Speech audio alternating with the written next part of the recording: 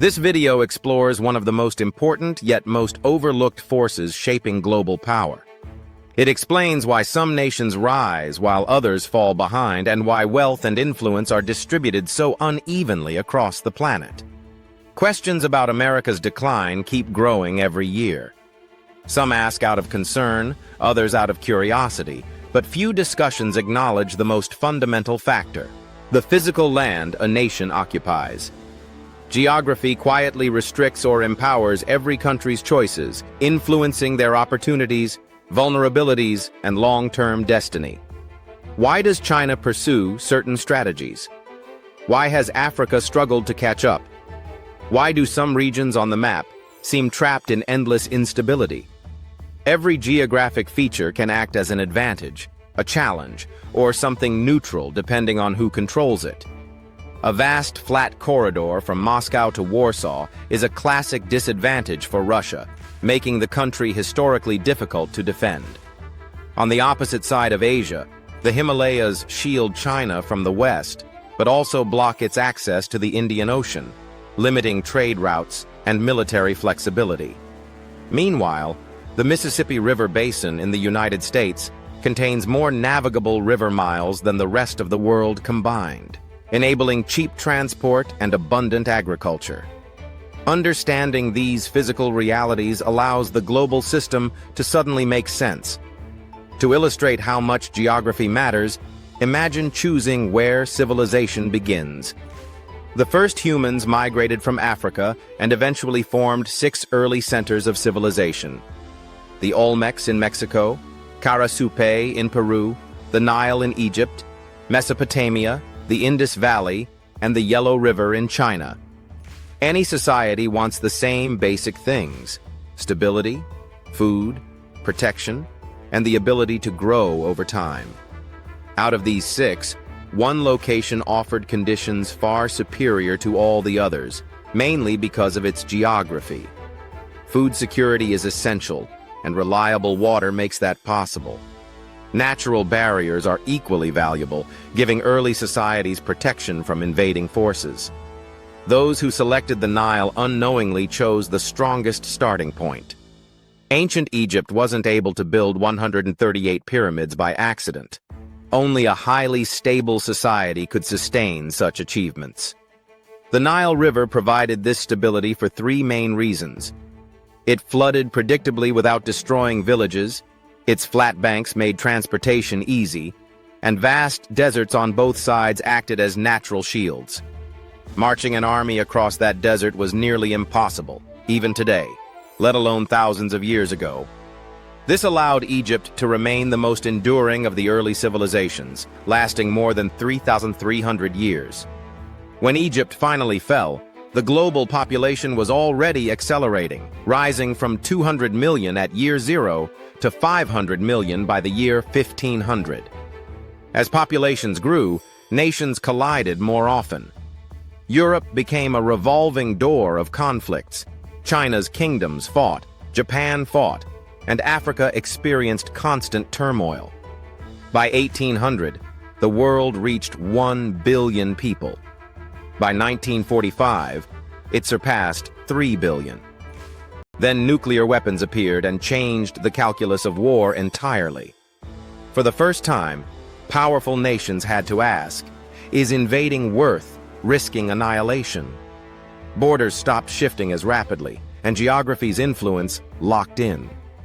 From this point forward, the countries blessed with strong geographic foundations began pulling away from the rest. And no nation benefited more than the United States. As global borders began to stabilize, the United States inherited one of the most geographically fortunate landmasses on Earth. Stretching across a vast portion of the continent, the country's coastline was shaped by ancient glaciers that carved deep natural harbors. Deep-water ports like those found across Europe and North America cannot simply be built. They must occur naturally. And because Europe's ports did not freeze in winter, Europeans developed advanced shipbuilding and naval power. These ships crossed the Atlantic and found similarly favorable ports along the American East Coast, establishing settlements that quickly flourished. But the true cornerstone of America's rise came with the Louisiana Purchase, which prevented European rivals from expanding into the interior. Bought for what would now be around $340 million, the territory contained some of the most productive farmland on the planet. It was also tied together by extraordinarily flat rivers, giving the United States more navigable waterways than the rest of the world combined. Those rivers all connect internally before emptying into the protected Gulf of Mexico, creating a secure gateway from the American heartland to global trade routes. France knew exactly how valuable the land was when it sold it, hoping the sale would weaken Britain by strengthening America. The prediction came true. Within a few generations, the United States surpassed Britain economically and strategically. With strong foundations in the east, the U.S. expanded westward, pushing Spain out and eventually linking the Atlantic and Pacific Oceans. The country now enjoyed the greatest natural defense structure on the planet, 3,000 miles from Europe and more than 4,500 miles from East Asia. Two massive oceans insulated the U.S. from the endless wars that devastated other developed regions, allowing uninterrupted growth for over a century. But the real importance of U.S. geography becomes clear when compared to nations that lack such advantages. Global power is always relative, so geography must be examined through comparison. China, for example, has only one direct access point to the oceans, the Pacific. But that access is constrained by a chain of countries including Japan, the Philippines, and Taiwan, many of which are historically hostile or competitive with China. Nearly all of China's trade flows past territories within striking distance of rival military forces. And because 80% of its imported oil passes through the narrow Malacca Strait, China faces a massive strategic vulnerability. This is why China has spent decades and billions of dollars trying to secure overland routes to the Indian Ocean. Projects connecting western China to Pakistan's ports and Myanmar's coastline are attempts to break out of this geographic trap.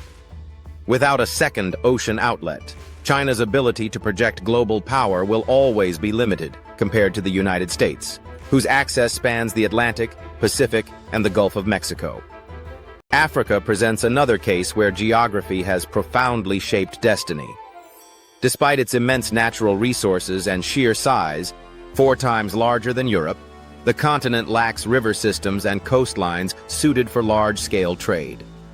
The Congo River, one of the world's largest, cannot be navigated from end to end due to violent rapids near the coast. This single obstruction prevents 2/3 of Central Africa from accessing the ocean by boat. If you could slice the land and view the Congo's elevation change from its source to the coast, you'd see a massive drop. Nothing like the gentle slope of the Mississippi, which is ideal for transportation. Even worse, Africa's coastline is unusually smooth, offering few natural bays or jagged inlets where deep-water ports can form.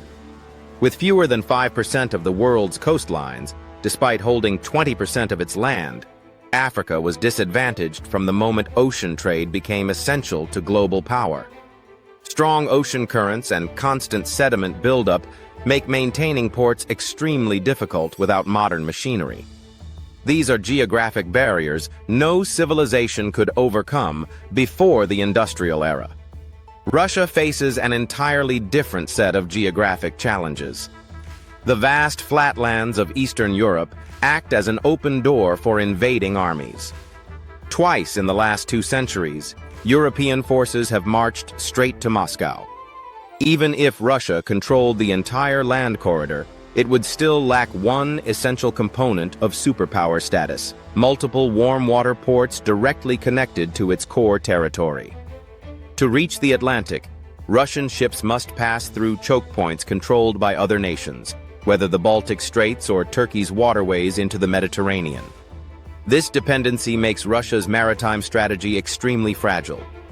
Because of this, Russian leaders eagerly anticipate Arctic ice melt, which could one day create a chain of usable northern ports. This hope explains Russia's persistent involvement in the Middle East as well. From the Soviet invasion of Afghanistan in the 1970s to its modern support for the Syrian government, a major goal has been maintaining access to warm water ports. In contrast, the United Kingdom illustrates how technological shifts can reshape geography's importance. Britain dominated global trade for centuries, largely because it was an island with unrestricted ocean access. But when air power arrived during World War II, planes could cross the English Channel in mere minutes, erasing the protective advantage Britain had relied on. This shift undermined the island's security and helped accelerate the transfer of global financial dominance from the British pound to the US dollar. When you evaluate countries based on three simple questions, can they feed themselves? Can they be invaded? Can they trade? Only the United States consistently scores at the top.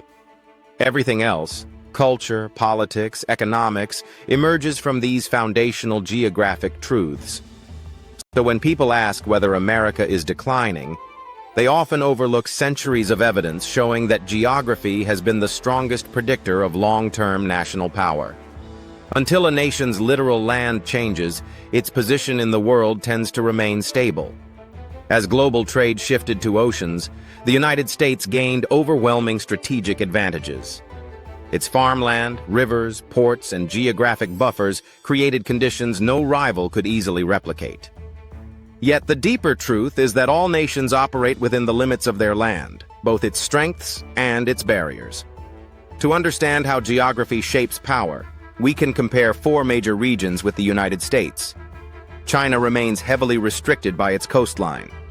It technically borders the Pacific, but its access is surrounded by countries with competing interests: Japan, South Korea, Taiwan, the Philippines, and Vietnam. Any disruption in this region immediately threatens China's trade and energy supply. Because 80% of China's imported oil passes through the narrow Malacca Strait, even a small blockade could cripple its economy. This vulnerability is why China invests enormous resources into overland routes toward Pakistan and Myanmar.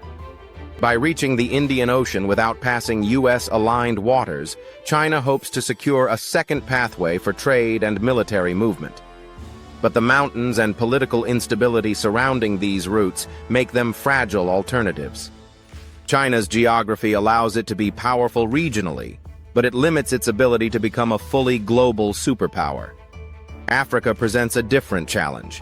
Its geography hinders development not through enemies, but through nature itself. The Congo River, despite its size, drops sharply before reaching the Atlantic, making it impossible to navigate from interior to coast. This single barrier denies Central Africa the waterway access that historically allowed civilizations like Egypt or the US to flourish. Even worse, Africa's coastline lacks natural deepwater ports. Its smooth shape prevents ships from safely docking, and powerful currents constantly reshape the seafloor with sediment. Maintaining ports becomes a never-ending battle against erosion and shallow waters. Without reliable access to global trade routes, no African kingdom could transform early advantages into sustained global power. Russia's limitations revolve around exposure and isolation. The open plains connecting Europe to Russia offer no natural defenses. Invading armies have marched into Russian territory repeatedly throughout history. To compensate, Russia has relied on sheer size and harsh winters, but these are not substitutes for secure borders. Even more problematic is Russia's chronic lack of warm water ports. Every major route to the ocean passes through foreign-controlled choke points, giving other nations leverage over Russia's trade and navy. This geographic trap explains centuries of Russian expansionism and its modern military interventions near key waterways. Without unrestricted maritime access, Russia cannot function as a consistent global power, only as a regional force with periodic bursts of influence. These examples highlight a simple truth: geography rarely changes, and when it does, it transforms the world. Britain's power rested on the English Channel until air travel rendered that barrier obsolete. The shift from ships to airplanes exposed Britain to new dangers, weakening its long-held strategic advantage. This technological change contributed to the financial transition from the British pound to the US dollar. All of this brings us back to the central question: which nation has the strongest geographic foundation today? By the metrics that matter, food, security, trade access, the United States remains unmatched. Its farmland feeds itself and much of the world. Its oceans protect it from enemy invasion. Its dual coast access ensures uninterrupted participation in global trade. These advantages are not temporary. They are built into the land itself. So when discussions arise about American decline, they often ignore geography entirely. The U.S. may face political, economic, or social challenges, but its physical advantages remain unparalleled. Unless something changes about the land itself, the core structure of American power stays intact. The idea of American decline resurfaces every decade, yet it often overlooks the foundation of national power. For a country to thrive long-term, three basic conditions must be secure: its ability to feed its population, defend its borders, and maintain access to global trade. On these measures, the United States continues to rank at the very top. Its agricultural capacity is vast and reliable, allowing consistent food security.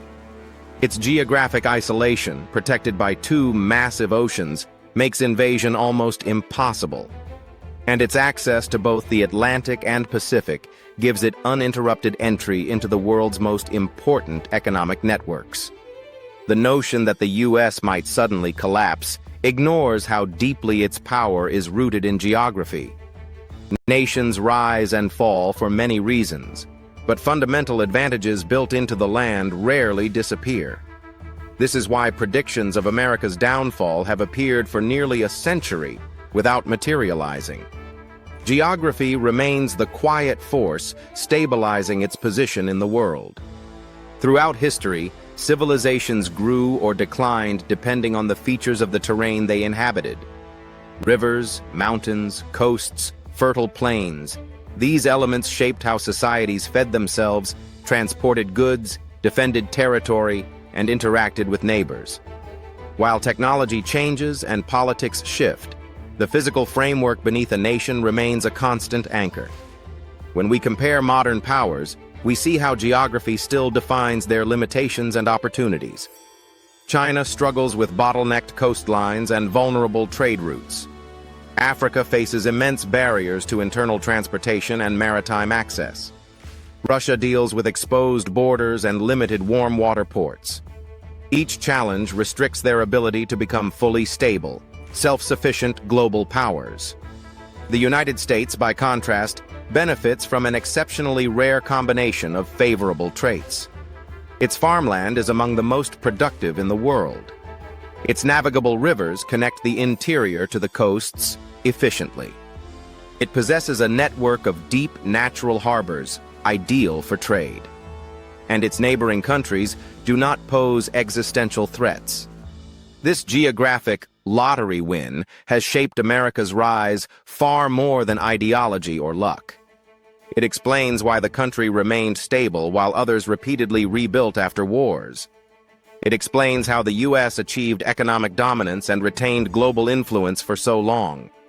And it clarifies why, despite ongoing debates, its structural position remains strong. Civilizations may shift, economies may fluctuate, and governments may change, but geography endures. It is the underlying force that determines how nations develop and what limits they face. Until the terrain itself changes, a country's strategic position usually does not. So when we look at the distribution of power today, the patterns become clear. The land a nation sits on still shapes its destiny as much as it did thousands of years ago. And in that equation, some countries face steep natural disadvantages, while others enjoy lasting structural strengths. Understanding this concept reshapes how we think about global competition, geopolitical strategy, and the future of nations. It reveals why some regions continually struggle to rise and why others maintain long-term stability. And it shows that the foundation of world power is often far simpler and far more permanent than politics alone can explain.